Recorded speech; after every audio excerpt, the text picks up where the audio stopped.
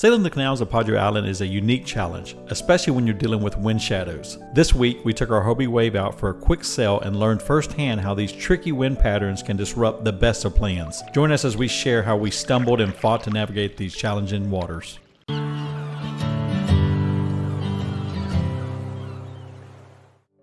The boat launch is only a couple streets away, but it's also at the end of a canal that has two-story homes on both sides. This resulted in inconsistent winds that were swirling, and for the life of me, I could not get the boat to turn around because there wasn't enough water running over the rudder to steer.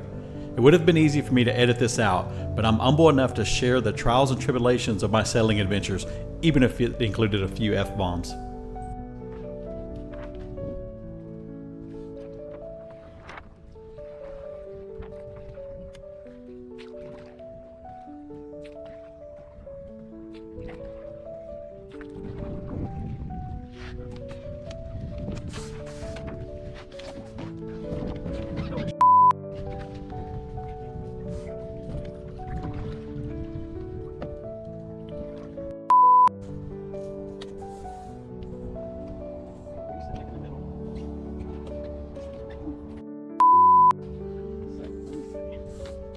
Not only were we being blown into the bulkhead, but just out of the frame we were quickly approaching a residential dock. I feverishly paddled to spin the boat around, but the net gain was zero.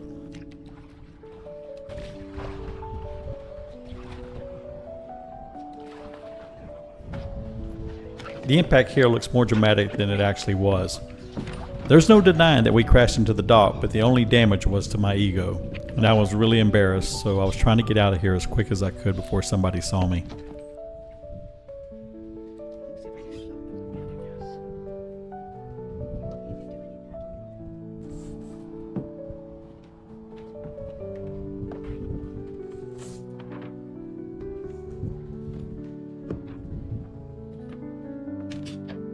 We finally decided to manually position the sail so that we could gain enough momentum to get away from the bulkhead and spin the boat around.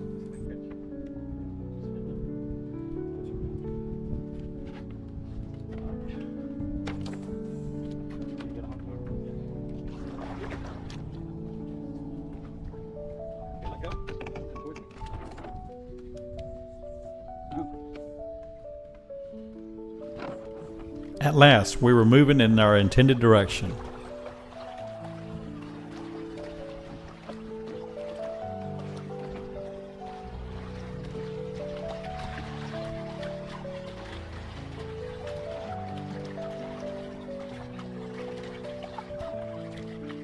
Here you can see how the swirling winds would abruptly shift our point of sail, but it was a great lesson how to adapt to changing conditions. I was so focused on keeping the boat under control that I was oblivious to the guy fishing and nearly ran over his fishing line. Oh, okay.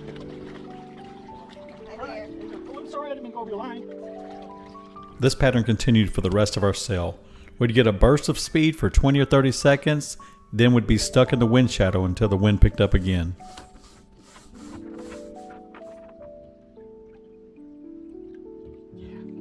Like he says, the shadows, you know, like you get, because now the houses are blocking my wind.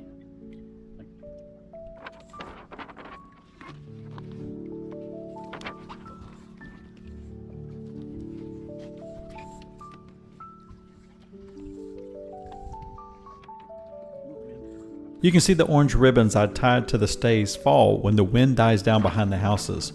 We'd cross the canal and get a good burst of uninterrupted wind, but then it would die out before we'd get to the next canal. We also realized quickly that staying in the middle of the canal was the best way to catch the wind, because when we tacked, we'd get too close to the edges of the canal and there was zero wind there, and we found ourselves paddling back out into the middle to catch a breeze.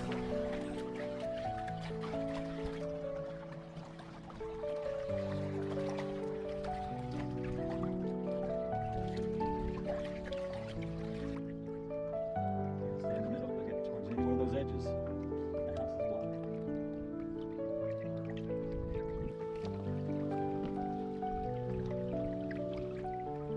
There was plenty of wind for sailing, with the windy app forecasting around 14 miles per hour, which is obvious if you look at the palm trees swaying in the background.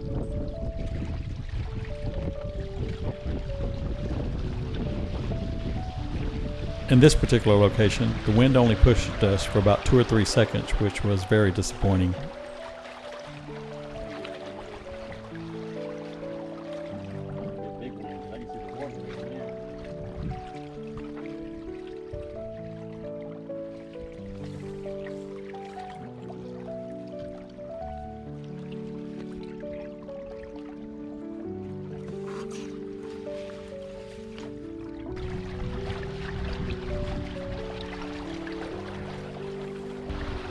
Here we're getting close to the end of the canal, which is open to the north, but unfortunately there are high embankments which cast a similar wind shadow. However, the wind seemed a bit more predictable. The water's turned up. Look at all the fish. Don't be chasing them.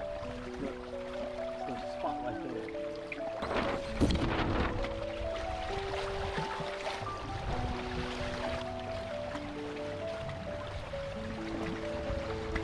This is a regular old fishing boat. That fish fishing for $100,000.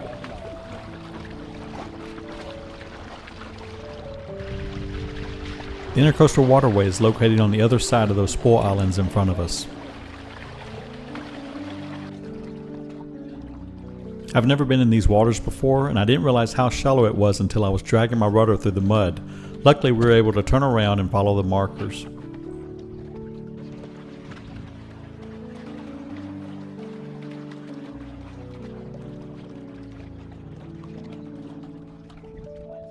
that boat's got 4 motors.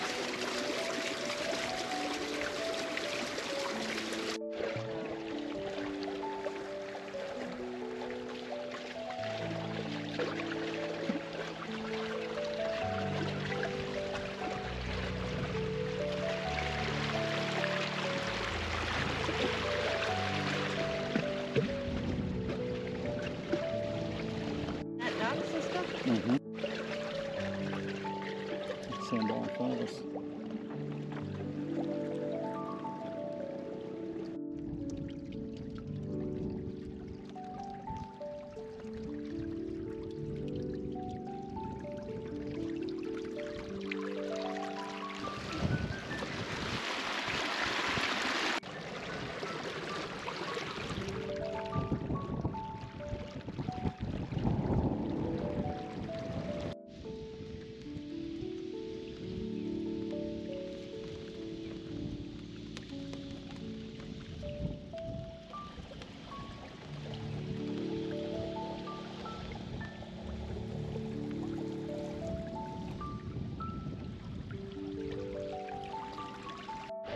Near the ICW, there was a lot of boat traffic and the wind was picking up, so we decided to turn around and head back home.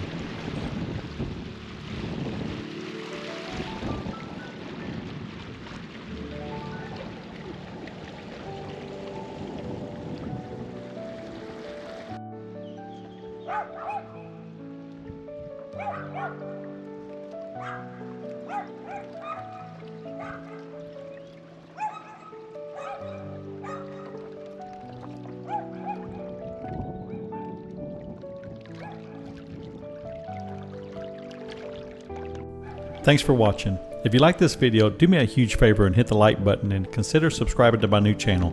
Thanks, and we'll see you next time.